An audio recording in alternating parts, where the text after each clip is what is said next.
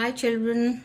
So once again we have problems based on the identity a cube plus b cube plus c cube minus 3abc.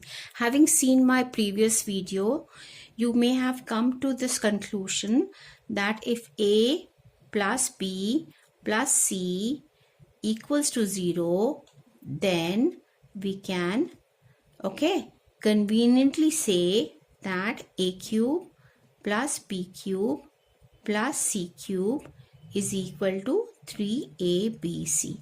The same formula will apply here, and so let's go straight away to find out what is our a, b and c in this case. All right, so let a equals to 4.5, b equals to minus 2.5 as is evident, and c equals to minus 2.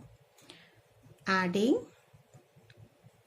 a plus b plus c, we get 4.5 plus minus 2.5 plus minus 2, which is equal to 4.5 plus minus 2.5 plus minus 2.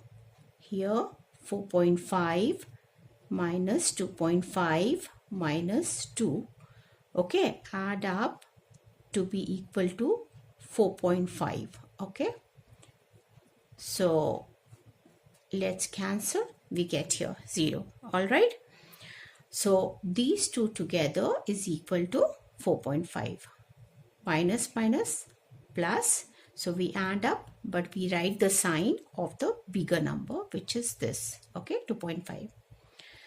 Hence we know that if a plus b plus c sums up to 0, then a cube plus b cube plus c cube equals to 3abc. So we can now write very conveniently 4.5 cube plus minus 2.5 cube plus minus 2 cube is equal to 3 multiplied by 4.5 multiplied by minus 2.5 multiplied by minus 2, and minus is plus, so it means that we will not have any minus sign in this whole product. So when we multiply 3 into 4.5 multiplied by minus 2.5 and minus 2, the end product is 67.5. So guys, this is how you do it. I will